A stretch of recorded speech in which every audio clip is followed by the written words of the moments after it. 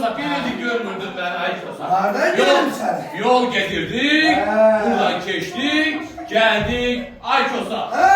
Sen düz değilsenmiş.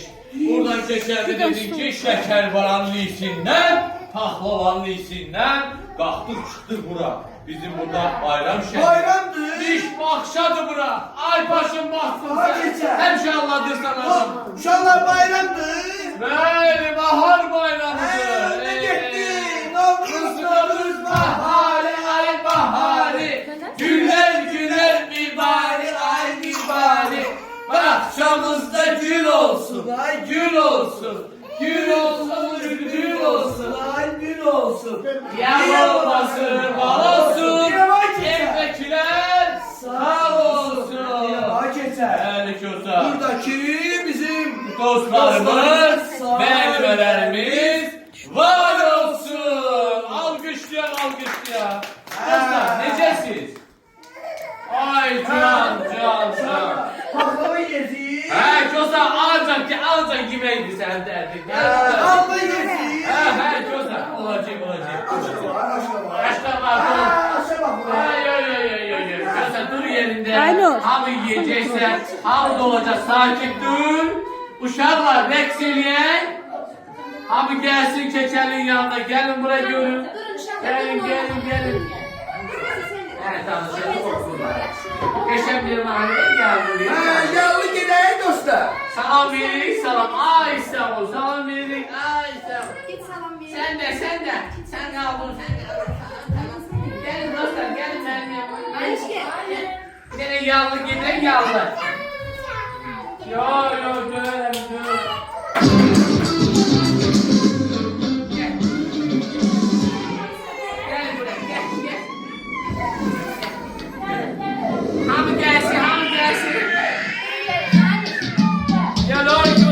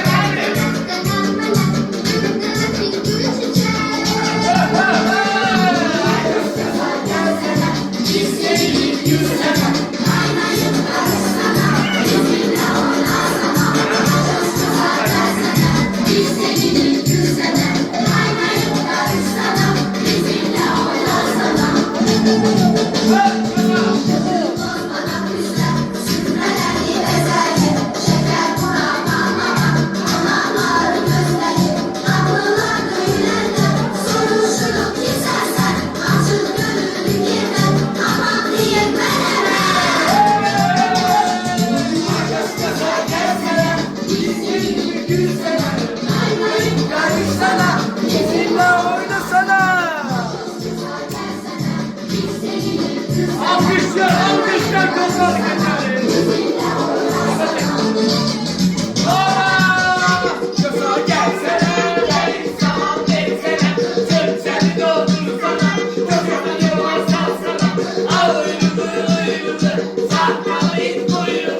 Kosa bir oyun eyle, şu geceni koynayacağız. Gelip salam Hedefimiz seni doldursana.